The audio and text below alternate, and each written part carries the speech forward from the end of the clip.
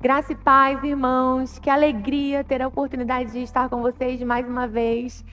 Nós sabemos que por motivos alheios à nossa vontade, nós não estivemos juntos nos últimos dias de aula, de realidade da nova criação, mas o Senhor proporcionou para nós esse tempo. E eu creio que, em nome de Jesus, coisas vão ser colocadas dentro de nós.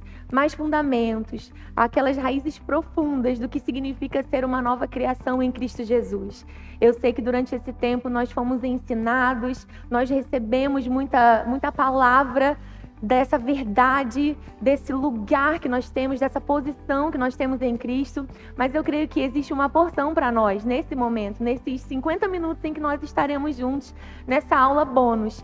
E eu quero te convidar a abrir o seu coração, a receber essa palavra, um pouco mais dessa palavra, e eu creio que a nossa vida nunca mais será a mesma, porque a palavra, ela é viva, ela pode fazer, ela pode operar, e uma vez a palavra sendo dita, sendo falada, ela encontra o seu coração e ela pode mudar a minha e a sua vida para sempre. Amém, queridos? Antes da gente começar, eu gostaria de te convidar a orar. Eu quero orar com você. Feche seus olhos onde você estiver. Se conecte mesmo nesse tempo, nesse momento e abra o seu coração. Amém? Pai, nós te agradecemos.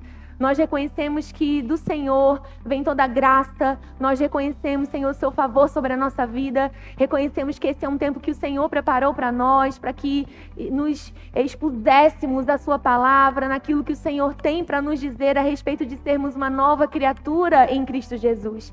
Pai, que a revelação do Senhor esteja sobre nós, que o Senhor esclareça aquilo que o Senhor deseja, que a tua palavra venha, Senhor, e faça no nosso coração aquilo que ela precisa fazer. Nós estamos aqui dizendo que nós estamos com o nosso coração aberto para sermos ensinados pelo Senhor, pelo seu Espírito, que é o nosso professor por excelência, aquele que nos ensina, aquele que nos guia, aquele que nos conduz a toda a verdade. Nós abrimos o nosso coração, nós nos sentamos diante da mesa que o Senhor põe para nós nessa hora, e nós queremos, Senhor, que sejam desvendadas para nós todas essas realidades, não somente em um aspecto legal, posicional, mas que elas se tornem vitais na nossa vida. Pai, nós recebemos, nós colocamos, Senhor, nossa fé em operação para trazer tudo isso que o Senhor conquistou para nós em Cristo Jesus como uma verdade estabelecida e funcionando nas nossas vidas. Nós cremos assim, em nome de Jesus. Amém, amém. Amém, querido? Então, para a gente começar, eu queria lembrar a você que nós tivemos um bom tempo de exposição no que diz respeito ao que significa a nova criação em Cristo Jesus. Nós conversamos durante os dias de aula o que significa mesmo até o nome da matéria, as realidades da nova criação. Nós conversamos que se existe uma nova criação, se foi preciso fazer uma nova criação, algo aconteceu com uma primeira criação. Foi preciso acontecer algo para que essa criação precisasse ser refeita, ou para que essa criação precisasse ser a sentença que havia sobre ela ser paga, para que fosse preciso então fazer uma nova criação, um novo lugar para que pudéssemos nascer de novo. Eu lembro que nós conversamos sobre esse aspecto das realidades. Eu disse para vocês que as realidades, elas estão em plural, né? Ela está em plural, essa palavra, porque existem muitas realidades em ser feita uma nova criatura em Cristo Jesus. E eu quero começar daí. Eu quero começar a falar um pouquinho sobre a importância dessa matéria. Você se lembra que uma pessoa, eu falei muito disso, que uma pessoa ela pode ser uma nova criatura, ela pode ter confessado Jesus como o Senhor da sua vida e não entender ou não fazer funcionar as realidades de ter essa nova vida na sua vida. Ela pode ter acesso a tudo legalmente, mas não ter isso funcionando na sua vida. Às vezes porque não conhece, por ignorância nesse aspecto de não conhecer essas verdades, essas realidades, ou às vezes porque a sua fé não conquistou esse lugar de entender que aquilo não é só para uma pessoa ou para outra, mas que é para ela também, que ela pode receber aquilo também, que Deus não tem filhos favoritos, que Deus tem filhos, né, que foram trazidos por causa da fé naquilo que Cristo fez para uma posição de relacionamento com Ele. E cabe a nós, como filhos, recebermos cada uma dessas realidades pela fé. Eu queria começar com vocês lembrando o versículo-chave da nossa matéria. Eu quero ler com vocês lá o que está escrito em 2 Coríntios 5:17. Se você tem o seu material aí, a sua apostila, você sabe que lá na página 7 está lá já colocado esse versículo, né? E você pode também abrir na sua Bíblia. Está escrito lá, 2 Coríntios 5:17. E assim, se alguém está em Cristo, é nova criatura. As coisas antigas já passaram, eis que se fizeram novas. Como eu comecei a nossa aula aqui dizendo, nós vemos por esse versículo que a Bíblia está dizendo sobre uma posição. O apóstolo Paulo está revelando à igreja que existe um lugar. Repita comigo aí, um lugar. Existe um lugar, existe uma posição. E o apóstolo Paulo é bem enfático em dizer que esse lugar é estar em Cristo. Então, se alguém está em Cristo, e ele está dizendo que uma vez nesse lugar, se alguém está em Cristo, é uma nova criatura. E ele traz uma outra revelação. Ele diz que estando nesse lugar e sendo uma nova criatura, ele revela que as coisas antigas, as coisas velhas em outras versões, já passaram, eis que se fizeram novas. Eu me lembro de ter lido com vocês na nossa aula que se você buscar em outra versão, você percebe que esse versículo ele amplia, né, o seu significado. Em outras versões, como por exemplo a Nova Bíblia Viva, quando nós lemos esse mesmo versículo, diz assim: quando alguém está em Cristo, torna-se uma pessoa totalmente nova por dentro. Já não é mais a mesma pessoa. As coisas antigas já passaram e teve início uma nova vida. Nós vemos pela revelação desse versículo que esse lugar em Cristo nos trouxe uma vida que, de fato, como lemos agora nessa versão, ela acontece por dentro. Essa nova vida, ela é por dentro. É por isso que uma pessoa, quando está em Cristo, e como isso acontece? Como ela vem para Cristo? Ela vem para Cristo quando ela crê com seu coração e ela confessa com a sua boca que Jesus, ele ressuscitou dentre os mortos. Ele morreu em seu lugar. Ele levou a sua sentença. E uma vez crendo nessa verdade, essa pessoa, o que aconteceu comigo, com você, quando nós cremos e confessamos que Jesus é o Senhor da nossa vida, nós ressuscitamos com Ele e nós recebemos a vida dele. Esse lugar, está em Cristo, ele é conseguido não por obras, porque não é por obras, para que ninguém se glorie, como o apóstolo Paulo revela aos Efésios, quando escreve a sua epístola, não é por obras para que ninguém se glorie, mas uma vez crendo no que ele fez por mim, por você, nós estamos nesse lugar. Se alguém está em Cristo. Ora, essa pessoa, ela é totalmente nova por dentro. Quando ele diz que essa pessoa é totalmente nova por dentro, é porque esse aspecto de ser redimido, essas realidades de ser uma nova criação, já que as coisas velhas se passaram, elas não se dão num primeiro momento, num aspecto físico ou em algo que pode ser visível. Num primeiro lugar, essa salvação, esse ser redimido, afeta o nosso espírito, afeta aquilo que tinha sido separado de Deus, afeta aquilo que um dia, por causa da sentença que havia sobre o erro da primeira criação, havia nos tirado do nosso lugar, da nossa filiação, da nossa comunhão com Deus. Se alguém está em Cristo, nova criatura é. As coisas antigas se passaram e teve início uma nova vida. Na versão que diz que é uma pessoa completamente nova por dentro, já não é mais a mesma pessoa, é a prova de que isso está falando sobre uma nova natureza. Isso está falando sobre uma nova vida que é recebida em primeiro lugar dentro do nosso coração. Se nós fazemos um paralelo com aquilo que Jesus diz na sua conversa com Nicodemos, e você pode anotar esse versículo, eu sei que você também anotou e também meditou nele, mas você pode meditar mais uma vez, está lá em João 3:3. Na verdade, te digo que aquele que não nascer de novo não pode ver o reino de Deus.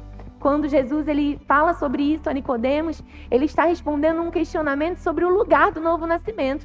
Ele havia perguntado como pode nascer de novo? Como pode um homem nascer sendo velho? Toda a narrativa, toda a conversa desses questionamentos aqui de Nicodemos estão sendo colocados aí, sendo feitos a Jesus, é sobre a pergunta de como pode um homem nascer de novo. Jesus havia dito, ninguém pode ver o reino se não nascer de novo. E ele estava interessado em saber como ele pode alcançar isso.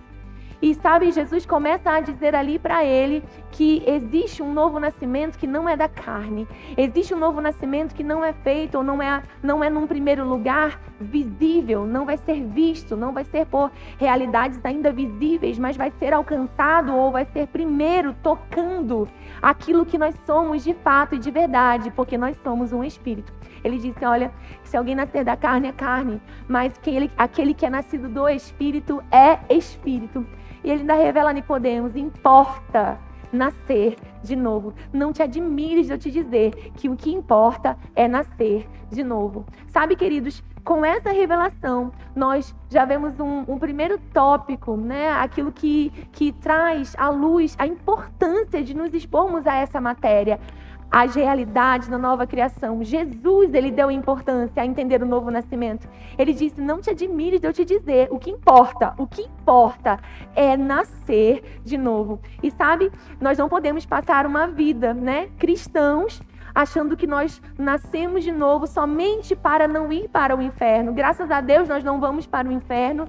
Graças a Deus a nossa vida agora ela é eterna com Deus. Nós vamos permanecer confessando até o fim, perseverando até o fim. A nossa vida ela é eterna com Deus. Nós não vamos desistir daquilo que cremos. Mas sabe, não é somente para não ter uma eternidade sem Deus, ainda que isso já seja maravilhoso, saber que o nosso destino é com Ele.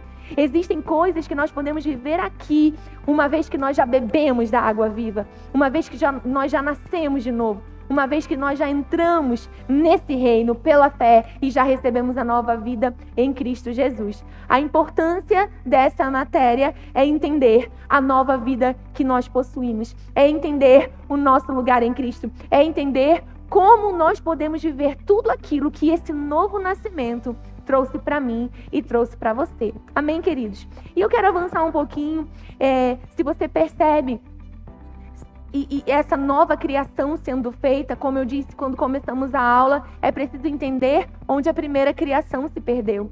Se aqui em 2 Coríntios 5,17, o apóstolo Paulo está dizendo que as coisas velhas se passaram, nós precisamos entender o que foi feito velho, o que era velho, o que foram essas coisas velhas que se passaram.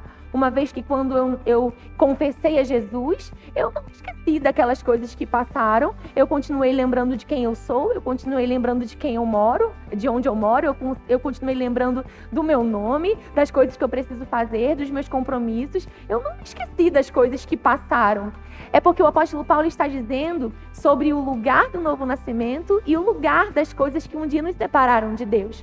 O primeiro lugar onde o homem foi separado de Deus não foi nessas coisas visíveis, por assim dizer, não foi nos processos ali da vida, do cotidiano, mas onde o homem perdeu a sua comunhão com Deus foi no seu espírito. Nós precisamos entender o que aconteceu com a primeira criação para entender por que foi preciso pagar a sentença sobre ela e então trazer uma nova criação, e então fazer uma nova criação.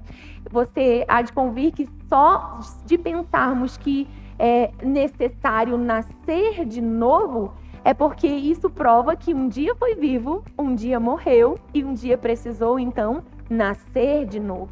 Sabe, quando nós vemos a primeira criação sendo feita, nós vemos esse plano original de Deus, de sacerdócio, de governo, essa filiação. Deus criou o homem no intuito, né, de estabelecer a sua família, uma atitude paternal, de ter um filho.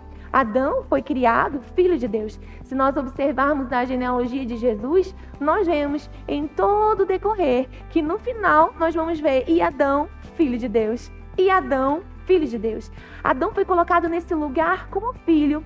E como um filho, Adão recebeu tudo aquilo que ele ia precisar para viver com todo o suporte, com toda a graça, né? Com toda a provisão, com tudo aquilo que era preciso para que ele se estabelecesse, governasse, para que não tivesse falta de nada.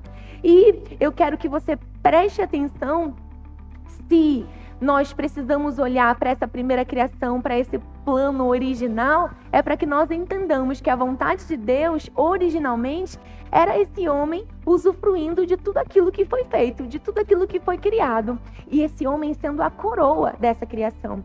Se você abrir comigo, lá no Salmo 33, você vai reparar, e na sua apostila é a página 8, quando está sendo dito justamente sobre a primeira criação, Salmos 33, 6, o versículo 6 e também o 9 diz: os céus, por sua palavra se fizeram, e pelo sopro de sua boca o exército deles. Pois ele falou e tudo se fez. Ele ordenou e tudo passou a existir. Então Deus, ele cria todas as coisas nessa primeira criação. Ele cria todas as coisas que esse homem, que ainda seria criado, iria precisar para viver. Ele cria todo o suprimento. Ele cria todas as coisas ali que estariam debaixo do seu domínio, debaixo da sua autoridade. E por fim, quando já está tudo feito, eu sei que se você estava nas aulas, se você caminhou nessa revelação, entendeu o que o Senhor estava propondo ali para nós, eu costumo dizer que isso é um enxoval, né? Aquele enxoval, como um pai que prepara um enxoval. Deus preparou tudo para que o homem vivesse de maneira plena. E quando finalmente todo aquele enxoval estava pronto, a Bíblia diz em Gênesis 1, 26, também disse Deus: façamos o homem à nossa imagem, conforme a nossa semelhança. Tenha ele domínio sobre os peixes do mar, sobre as aves dos céus, sobre os animais domésticos, sobre toda a terra e sobre todos os répteis que rastejam pela terra. Criou Deus, pois, o homem à sua imagem, a imagem de Deus o criou, homem e mulher os criou.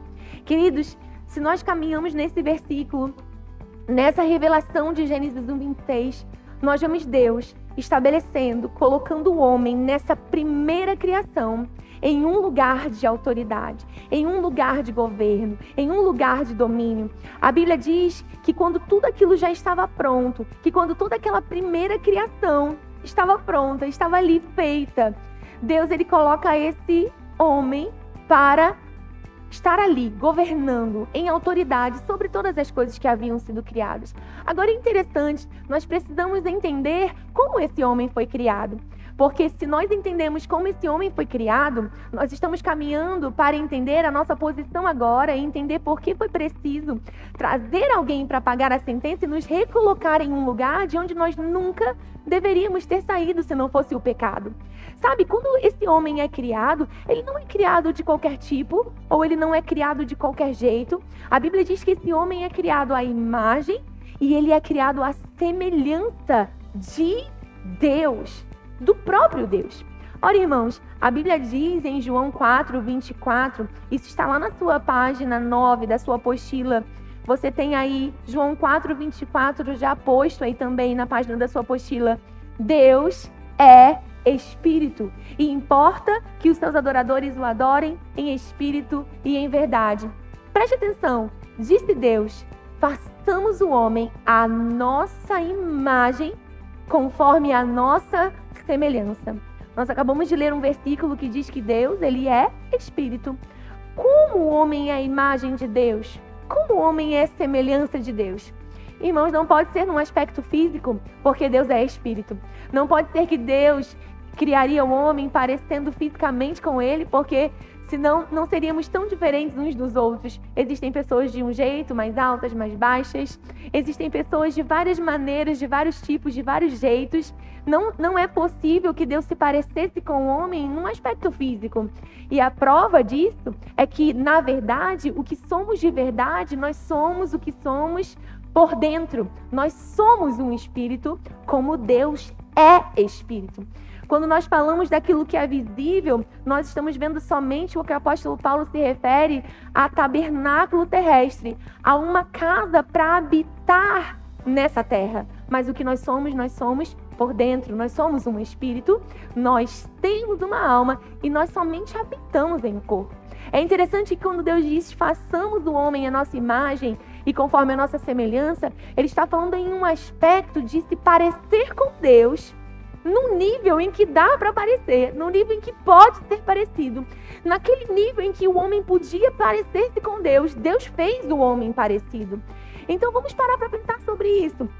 Quando nós entendemos essas duas palavras, imagem e semelhança, Deus disse, façamos o homem. A primeira coisa que eu quero pontuar com você aqui é que ele não está falando como se fosse somente um, mas ele está colocando em plural esse verbo aí, está, façamos. Isso é a prova de que nós vemos aí Elohim, a Trindade, estabelecendo a sua vontade em criar esse homem.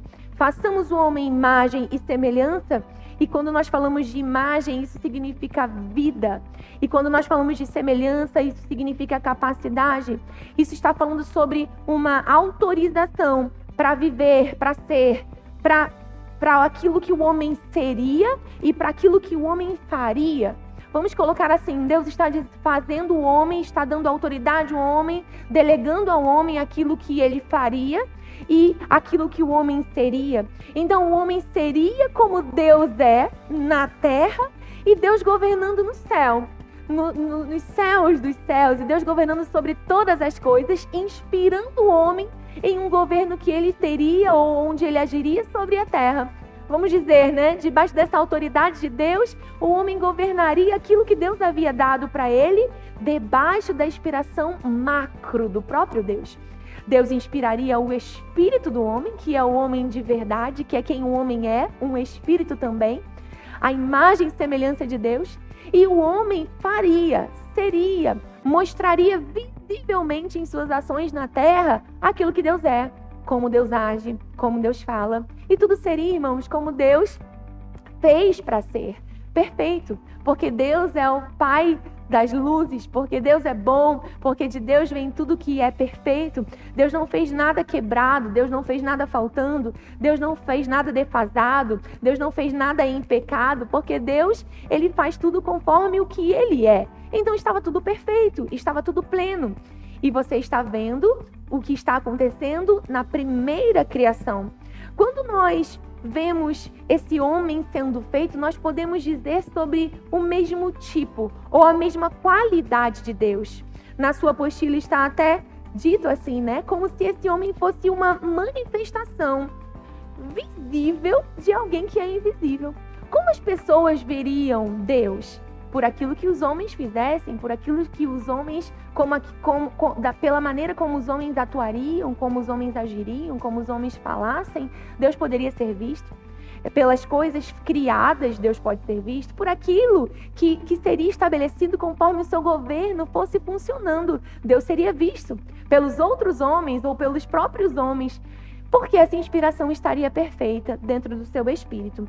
Nós passamos um tempo nessa matéria entendendo esse aspecto de ser um espírito, de possuir uma alma e de somente habitar em um corpo. Isso precisa ser entendido, irmãos, nessa matéria, porque nós precisamos entender que o novo nascimento ele é uma realidade no nosso espírito. Feito à imagem e semelhança de Deus, o homem é um espírito como Deus é espírito.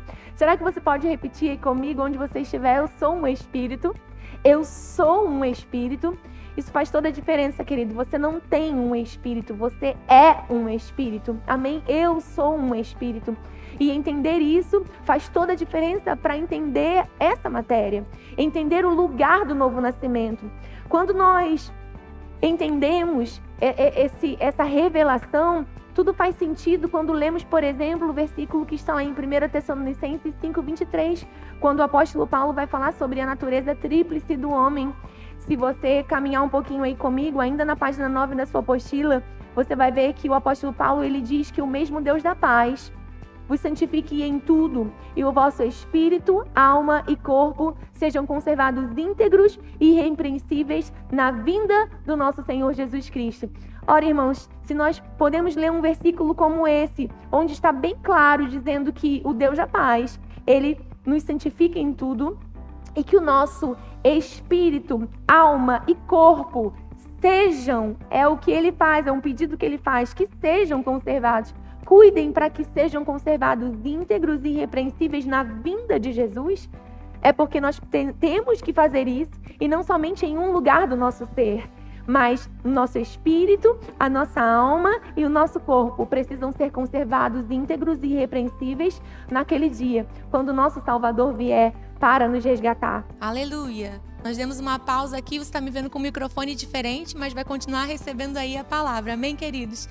Nós estamos estudando 1 Tessalonicenses 5:23 para provar essa natureza tríplice e entender também que esse homem, quando nós vemos essa ordem listada aí pelo apóstolo Paulo, espírito, alma e corpo conservados íntegros e irrepreensíveis, é porque esse homem, em primeiro lugar, é um espírito, tem uma alma, habita em um corpo. Eu acredito que essa ordem também, dita aí por ele, significa a importância ou o lugar de mais importância. O homem, o seu coração, né? O espírito humano sendo listado, sendo dito em primeiro lugar, espírito, alma e corpo. E também para entender o lugar de comunhão desse homem nessa primeira criação. O lugar da comunhão do homem na primeira criação era o Espírito, era no Espírito. Porque se Deus é Espírito, o lugar da comunhão de Deus com o homem, se dava pelo Espírito. E aí, irmãos, eu quero caminhar um pouco com vocês nesse plano original de comunhão, de sacerdócio e de governo. Você tem lá na página 11 da sua apostila algo dito assim, e eu vou ler com você, lá na página 11. O homem fora criado para comunhão com Deus. Porque aqui a gente pode perceber que esse homem criado para comunhão com Deus, ele revela, né, o interesse de Deus em comungar, em se revelar, em dizer, em alcançar esse homem, sabe? Não com segredos, mas dizendo ao homem, vendo esse homem crescer e podendo entender coisas. O homem foi colocado nessa terra para crescer, para ouvir do seu pai, para ouvir de Deus e para crescer em comunhão com ele. Então, quando você vê aí na página 11 o plano original de Deus para o homem, você pode ler comigo: o homem foi criado em plena comunhão com Deus e destinado justamente ao que eu disse agora, a crescer, a usufruir dessa comunhão. Comunhão, diga comunhão. Deus, ele sempre quis comunhão. E ao longo da sua vida, o que ele faria? Ele cresceria em comunhão, ele cresceria em entendimento, ele cresceria em revelação, ele entenderia cada vez mais a Deus, aquilo que Deus gostaria que ele fizesse, que ele dissesse.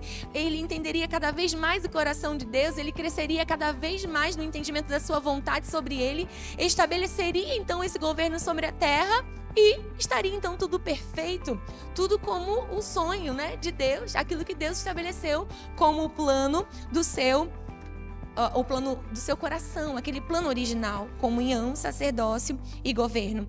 E sabe, nós vemos aqui o homem contemplando a criação. Eu amo esse salmo que diz que é o homem para que dele te lembres e o filho do homem para que o visites. O Salmo 8, 4 e 6 diz: fizeste no entanto, um pouco menor do que Deus. Um pouco. Isso aqui está totalmente correlacionado, querido, àquilo que nós vemos em Gênesis 1:26. Imagem e semelhança. Mas sabe, no nível em que pode ser igual, que pode ser a imagem, que pode ser a semelhança, Deus compartilhou com o homem. Deus deu ao homem. Deus se expandiu para dentro desse homem. E nós vemos que ele diz: de glória e de honra o coroaste. Esse homem, então, na primeira criação, lembra que nós estamos vendo a primeira criação. Esse homem colocado nesse lugar, colocado para governar, ele foi coroado de glória, ele foi coroado de honra. E a Bíblia está dizendo aqui que Deus deu domínio. Então, deste-lhe domínio sobre todas as obras de suas mãos. E debaixo dos seus pés, ou sob os seus pés, tudo lhe puseste. Isso está completamente relacionado ou correlacionado àquilo que nós lemos em Gênesis, que está dizendo: deste-lhe domínio, porque ele deu domínio sobre os peixes do mar, sobre as aves do céu, sobre tudo aquilo que se move sobre a terra. Se nós continuamos a leitura ali em Gênesis, nós vemos esse governo estabelecido, esse domínio estabelecido. Então, amado, olha aí para essa primeira criação, esse lugar esse enxoval perfeito, esse lugar onde o homem estaria suprido em tudo, onde ele tinha tudo aquilo que ele precisasse, onde ele não estava enfermo, onde ele não estava em falta, onde não havia nenhum tipo de coisas ali deturpadas ou caídas ou rompidas, ou não havia nada errado, nada equivocado, não havia. O que Deus fez estava completamente pleno, estava completamente perfeito, ele estava completamente equipado com tudo aquilo que ele precisaria para então estar acima dessa criação, coroado de honra, coroado de glória. Quando nós olhamos esse plano original, nós vemos que Deus, estabelecendo o homem nesse lugar dessa primeira criação, não deixa o homem também sem responsabilidade. Por quê? Porque o homem estava num lugar onde ele podia decidir, onde em comunhão com Deus ele poderia continuar na posição onde Deus o deixou.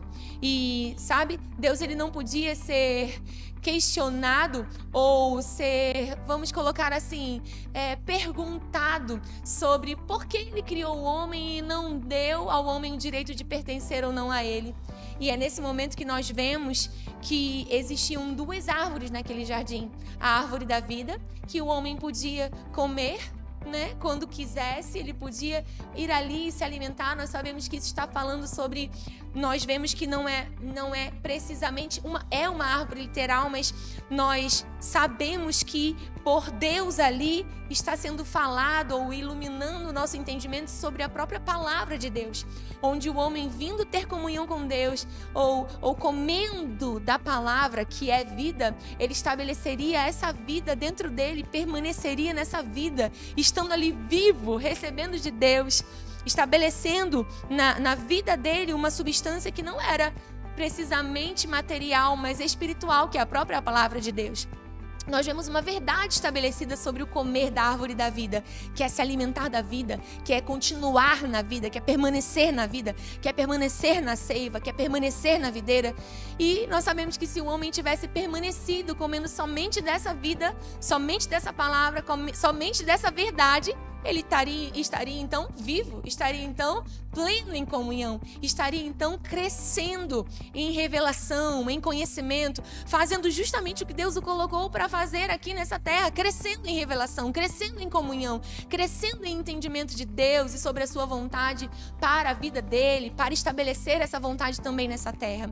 Mas sabe, queridos, não havia somente essa árvore, havia a árvore do conhecimento do bem e do mal, e nós sabemos que essa árvore do conhecimento do bem e do mal, ela prova somente que Deus deu ao homem um direito de escolha. Algumas pessoas questionam sobre essa árvore, achando que não foi justo ter colocado essa árvore lá, quando na verdade a árvore lá prova justamente um caráter de um Deus justo, que não fez o homem programado para servi-lo ou obrigado a servi-lo, mas que deu ao homem a escolha de permanecer nessa posição onde ele foi criado.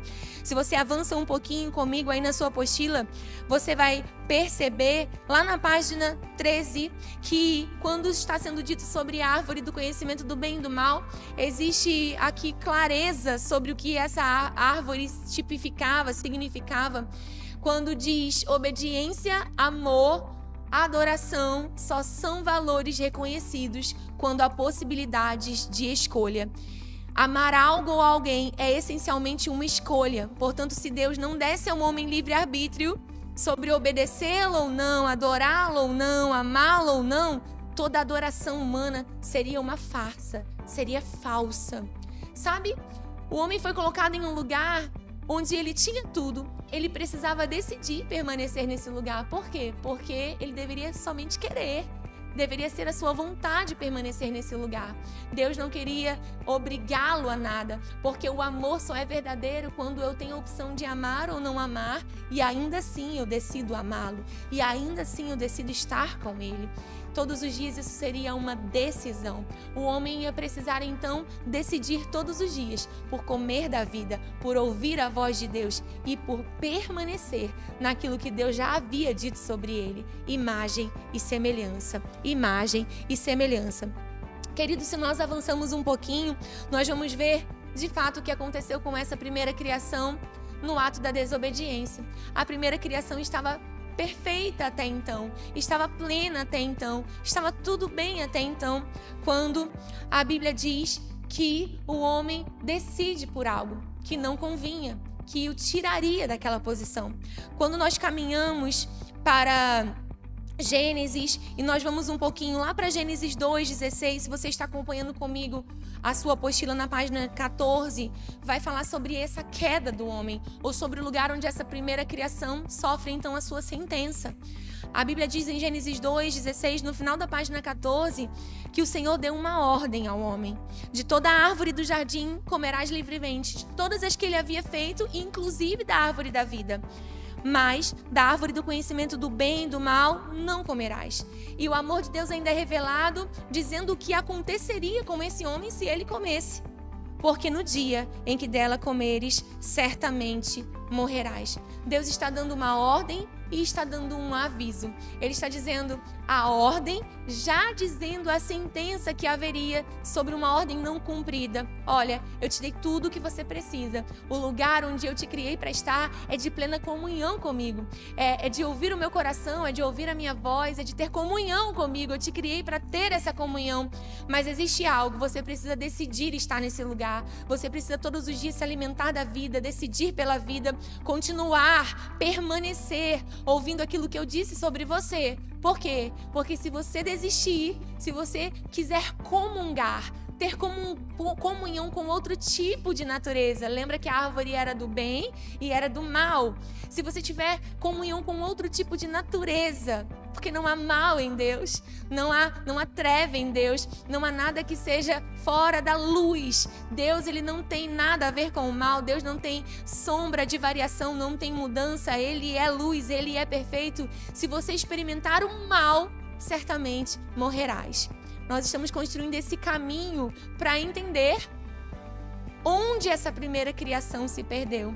E quando esse homem, você sabe o que aconteceu, ele desobedece. Uma vez que ele desobedece a Deus e come a mulher, vendo que era boa para se comer, agradável aos olhos, boa para dar entendimento, comeu e deu ao marido e ele comeu.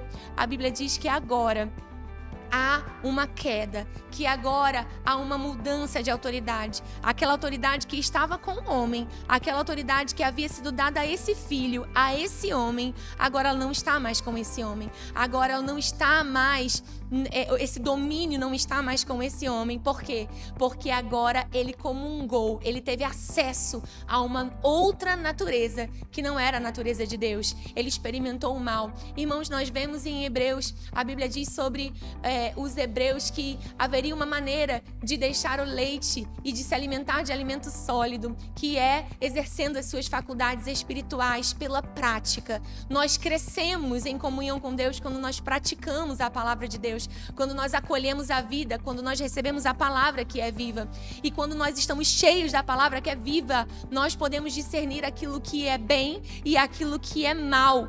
E esse era o desejo de Deus. O desejo de Deus era que o homem crescesse tanto, tivesse tanta comunhão com Deus, permanecendo na vida, que ele saberia, crescendo, discernir aquilo que é bem, aquilo que é mal, sem precisar ter experimentado o mal nele mesmo. Quando o homem experimenta o mal como a natureza, ele perde o acesso a Deus, porque Deus não pode ter comunhão com o mal. E nós vemos esse acesso sendo quebrado, esse acesso sendo rompido naquilo que Deus disse.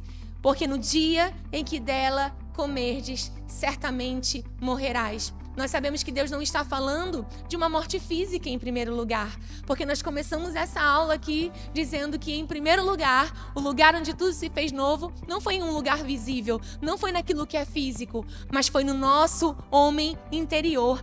Aquele lugar onde nós somos quem somos de verdade. Quando Deus diz, certamente morrerás, o homem continuou ali, ouvindo Deus e conversando, mas não já no mesmo estado, mas não ainda na mesma posição. Nós vemos que ele continua falando, vivo fisicamente, mas morto em seu espírito.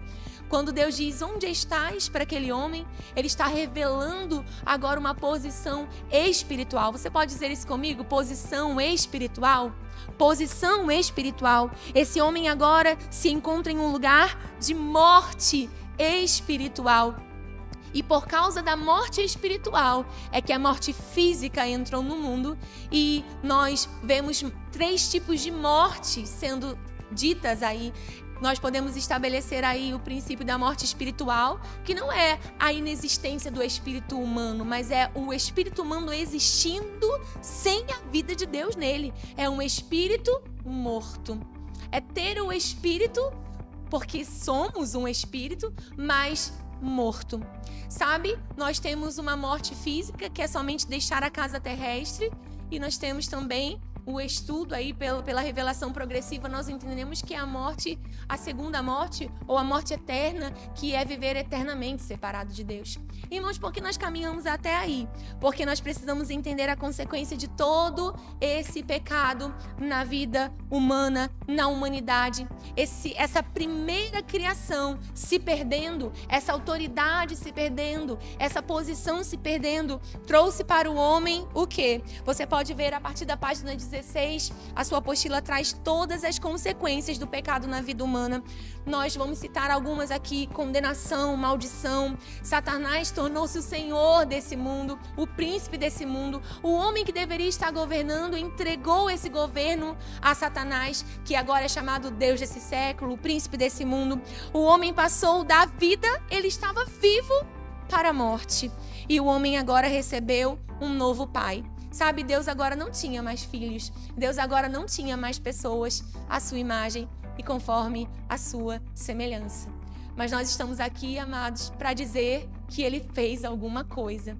Se essa primeira criação se perdeu e ele não tinha filhos à sua imagem, conforme a sua semelhança, existia um plano perfeito, que não foi o plano B, que não foi algo que estava ali, sabe, num susto Deus precisou fazer alguma coisa e pensar em alguma resolução. Não, ele já havia imolado o cordeiro antes da fundação do mundo para pagar a minha, para pagar a sua sentença, para levar a sentença que havia sobre a primeira criação, e para, a partir do perdão, para, a partir da redenção, da absolvição, da sentença, recriar os homens, fazer então uma nova criação.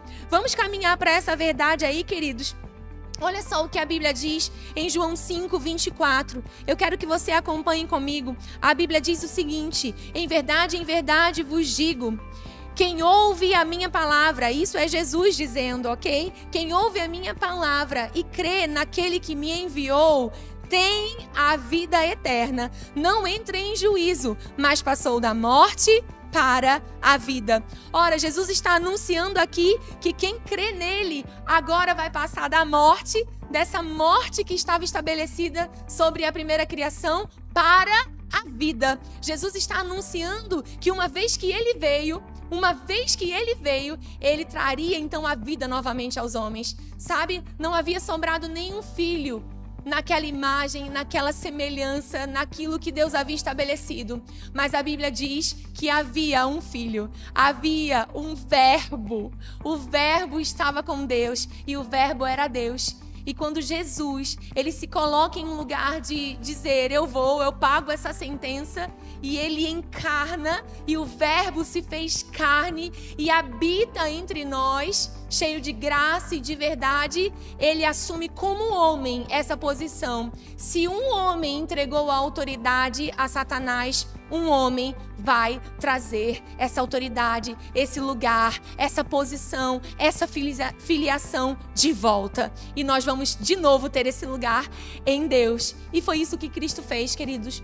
Nós vamos caminhar aqui para a conclusão desse ápice de entender o que foi feito em Cristo, caminhando numa verdade que é, sabe, a redenção. Por que foi preciso então Jesus vir? Porque se o homem deu o domínio, um homem tem que tirar o domínio, tem que tomar de volta o domínio, tem que trazer o domínio de volta. Nós vemos em Romanos 3:23 que todos pecaram e carecem da glória de Deus. Não havia uma pessoa que não carecesse da glória. Não havia uma pessoa que pudesse dizer, eu não pequei, eu posso ir e fazer isso e pagar essa conta. Não, todos estavam debaixo dessa condição de pecado. Mas a Bíblia diz sobre alguém que deixou a sua glória e que assumiu o nosso lugar. Você pode ver em João 1:14, no princípio era o verbo estava com Deus e o verbo era Deus. Mas o verbo se fez carne. Um outro versículo que nós lemos em Filipenses 2:6-8 diz que ele subsistia, ele existia junto, ele existia com Deus, em forma de Deus, mas ele não julgou como usurpação, ele não tomou isso como algo a que ele devia se apegar, ser igual a Deus, mas antes a si mesmo ele se esvaziou, assumindo a forma de servo, tornando-se em semelhança de homens e reconhecido em figura humana, a si mesmo se humilhou, tornando-se obediente até a morte e morte de cruz. Se você vai comigo lá para a sua página 21, você vai ver um pouquinho sobre o que significa redimir, o que significa redenção. E nós vemos aí que redenção é livramento. Você pode dizer comigo livramento? Você pode dizer, alguém me livrou e essa pessoa foi Jesus. Alguém me livrou, alguém comprou a minha vida, alguém me redimiu, alguém pagou a minha sentença. Redenção significa livramento do mal por pagamento de um preço que era chamado de resgate. Olha só, a Bíblia diz ou traz muitas citações sobre essa redenção, sobre resgate, sobre redimir, sobre redenção. Se você ler comigo a página 21, você está vendo que Jesus veio para nos resgatar. Você encontra isso em Mateus 20:28. Nele nós temos a redenção em Colossenses 1:13. A redenção é um fato, ela não é uma promessa. Jesus olhou aquilo que estava sobre a primeira criação, pagou o que havia sobre ela, a sentença sobre ela, e ele já fez o que precisava fazer. Nós não estamos com uma promessa em funcionamento, nós estamos com um fato. Ele fez, está perfeito. Nós vemos que por meio do seu sangue derramado, ele nos redimiu dos nossos pecados. Nós vemos que Jesus concluiu essa obra e que agora ele se assentou à destra de Deus. Nós vemos na página 22, ele morreu para nos livrar, ele se fez pecado por nós, nós fomos comprados pelo preço de sangue, ele nos livrou do poder de Satanás. Ele cancelou o escrito de dívida que era contra nós. Sabe, queridos, quando nós vemos sobre esse escrito de dívida, nós vemos sobre essa sentença que pesava sobre nós, eu quero te dizer, alguém pagou a nossa conta. Alguém pagou a nossa conta. E uma conta não é paga duas vezes. Alguém olhou para aquelas dívidas, alguém olhou para aquilo que pesava sobre a primeira criação. E essa pessoa foi Jesus. Ele estava lá em Gênesis 1:26, façamos o homem. Ele fez, a palavra criou o ser humano, mas ele decidiu ser humano, se tornar em semelhança, reconhecido em figura de homens, entrar, encarnar em um corpo para pagar a minha e para pagar a sua sentença. Sabe, eu quero que você vá lá para a página 25 e nós já vamos terminar aqui essa nossa aula bônus, essa nossa conversa, esse lugar onde nós fomos mais uma vez aquecidos por essa palavra para amar o Senhor e para agradecê-lo por essa redenção. Eu quero ver com você os efeitos dessa redenção. Sabe, aquela primeira criação, ela levou algo com ela. O pecado estava sobre ela. O pecado, ele veio legalmente por causa dela. Por um homem entrou um pecado no mundo. Mas sabe, nós vamos ver aí que existe um efeito da redenção. Nós não estamos mais em Adão, nós estamos em Cristo. Lembra quando nós começamos essa aula? Se alguém está em Cristo, nova criatura é. As coisas velhas se passaram. Aquilo que nos separava de Deus se passou. Aquela criação, aquelas sentenças, elas se passaram. Tudo se fez novo. Veja comigo na página 25 os efeitos da redenção. Somos uma nova criação. Nós não estamos em Adão, estamos em Cristo. Nenhuma condenação há sobre nós. Você pode declarar isso, não há condenação para mim. Eu estou em Cristo, esse é o meu lugar, essa é a minha posição. Agora nós temos a salvação. Agora o Espírito Santo habita em nós. Na sua página 26, você pode ver alguns efeitos, algumas revelações, algumas verdades sobre esse lugar que Cristo conquistou para nós. Agora nós temos uma nova posição diante de Deus. Agora nós somos filhos de Deus. Deixa eu ler com você essa verdade que está lá em Gálatas 4:4. Se você não quiser abrir aí, depois você pode anotar na sua Bíblia, mas se quiser abrir comigo a sua apostila, na página 26 está esse versículo. A Bíblia diz assim em Gálatas 4:4: Vindo, porém, à plenitude do tempo, Deus enviou seu Filho, nascido de mulher, nascido sob a lei, para resgatar os que estavam sob a lei, a fim de que recebêssemos a adoção de filhos. E porque vós sois filhos, enviou Deus ao nosso coração o Espírito de seu Filho que clama, Abba, Pai. De sorte, querido, que revelação tremenda, que já não és escravo, porém filho, e sendo filho, também herdeiro de Deus.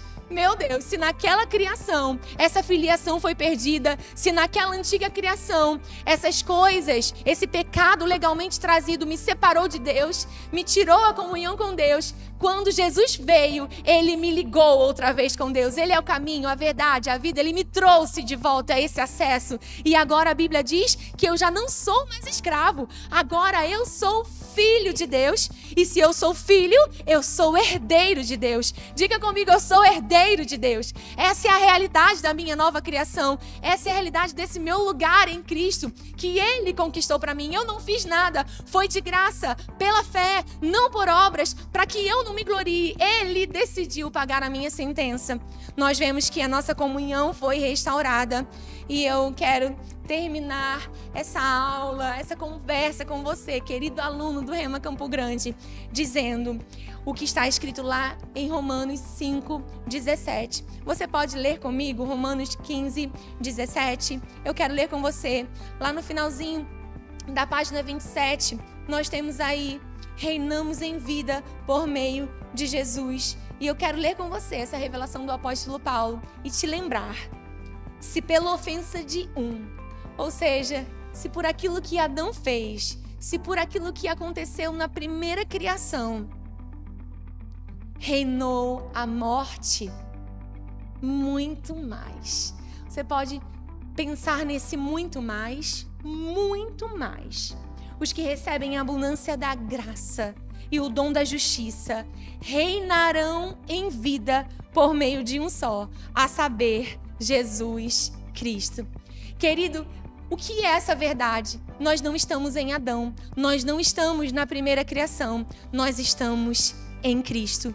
E se nós estamos em Cristo, nós reinamos em vida. O que isso significa? Que essa posição, esse lugar conquistado por Cristo Jesus, me traz de novo o acesso a Deus, me traz de novo a filiação, me traz de novo um lugar onde eu posso chamar Deus de Pai, onde eu não preciso me esconder, onde eu não preciso fazer folhas de figueira para me ocultar diante de Deus, onde as coisas estão diante dele, onde o meu coração está diante dele, onde eu posso ouvi-lo, onde ele pode me ouvir, onde eu posso ter comunhão, onde eu posso chamá-lo de Pai, Abba, Pai, onde eu posso escutá-lo, entendê-lo, crescer na sua vontade, na graça, no seu conhecimento. Sabe, essa realidade de reinar em vida e entender que uma vez que ele criou o homem para viver em um lugar suprido, em um lugar onde nada faltaria, essa verdade agora nessa nova criação é verdade sobre mim também. Eu sei que em Cristo Jesus, segundo a sua riqueza em glória, ele supre as nossas necessidades,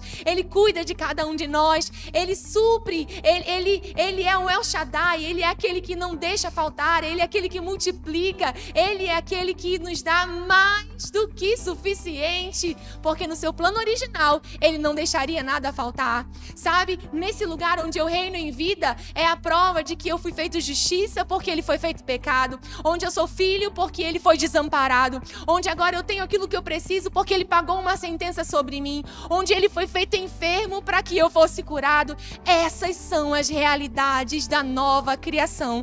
Aquela primeira criação se passou e tudo se fez novo. No meu e no seu espírito, quando nós nascemos de novo, nós já nascemos podendo desfrutar de todas essas verdades, querido. A verdade que ele levou sobre si todas as nossas dores e enfermidades, onde ele, segundo a sua riqueza em glória, supre cada uma das nossas necessidades, onde nós podemos chamá-lo de Pai, onde nós podemos desfrutar de uma vida abundante que ele conquistou para mim e conquistou para você. Sabe, eu creio que isso é um aspecto legal e nós estamos estudando justamente porque nós estamos crescendo na graça e no conhecimento do Senhor sobre esse assunto, mas a minha oração por mim, por você, por cada um de nós, é que nós entendamos que isso não é somente legal, isso é vida, isso é vital e cada um de nós podemos desfrutar dessa verdade quando nós nascemos de novo. Diga aí comigo, eu nasci de novo. Eu nasci de novo e quando eu nasci de novo, eu recebi poder de ser feito filho de Deus. Ele veio para os que eram seus, os seus não receberam, mas a todos quantos o receberam, deu-lhes o poder de serem feitos filhos de Deus. Sabe, irmãos, a minha oração é para que nós cresçamos no entendimento das realidades dessa nova criação, da realidade de ter sido redimido da miséria, da realidade de termos sido redimidos da morte, da realidade de termos sido redimidos da enfermidade e fazer disso uma verdade, algo vital nas nossas vidas, agarrando tudo isso pela fé, crendo que o que Deus falou é a verdade sobre nós. Muito mais está reinando a vida do que onde reinou a morte, muito mais a graça onde havia o pecado, onde havia a injustiça. Agora nós somos justos, filhos e herdeiros de Deus e podemos desfrutar de um lugar onde, quando estamos em Cristo, somos uma nova criatura e recebemos a própria vida de Deus. Amém, querido? A minha oração é para que nós entendamos essa revelação e cresçamos nesse conhecimento e que a nossa vida seja uma prática, uma aplicação prática de toda essa verdade. Em nome de Jesus, eu quero orar com você e agradecer ao Senhor por esse momento e também pelo teu coração em se dispor a ouvir, a aquecer mais uma vez o seu coração, teu espírito com essas verdades. Medita sobre isso, querido. Deixa essa verdade estar aí, sabe, na sua mente. Medita sobre essas coisas. E eu sei que nós vamos ter tudo isso funcionando na nossa vida, cada dia, como prática, quando abraçamos essa verdade e decidimos, é uma decisão, todos os dias, praticar aquilo que temos ouvido, amém? Pai, eu te agradeço por esse momento, por essa hora, pela exposição da sua palavra, por entendermos, Senhor, pelo teu Espírito e pela tua palavra, o que significa ser a nova criação em Cristo e ter, Senhor, essas realidades ao nosso acesso agora. Saber, Senhor, que fomos livres da enfermidade, da miséria, da morte. Saber que a sentença que havia sobre a primeira criação foi paga em Cristo Jesus e que agora, pela fé, nós podemos entender, agarrar essas verdades e fazê-las funcionar, Senhor, nas nossas vidas pela prática da Tua palavra todos os dias. Pai, eu oro por escamas caindo dos nossos olhos e para que a gente entenda, Senhor, ainda que venham circunstâncias, coisas, Senhor, contrárias àquilo que a Sua palavra diz, que a gente consiga, Senhor, permanecer nessa verdade, crendo no nosso coração, confessando com a nossa boca, do mesmo jeito que confessamos naquele dia, quando cremos no Senhor, aquilo que o Senhor conquistou para nós, continua sendo a verdade, e é a verdade, e não mudará, e não passará, porque a Sua palavra é eterna, e jamais passará, Senhor. Nós te louvamos, nós te agradecemos por essa redenção, nós te agradecemos por Jesus, por esse preço pago, e por esse lugar onde nós agora estamos estamos em Cristo, ocultos em Deus, guardados nele. Nós te agradecemos tanto, Senhor. A ti a nossa gratidão, o nosso amor. Em nome de Jesus. Amém e amém. Amém, querido. Seja abençoado pela prática dessa palavra. Eu amo vocês.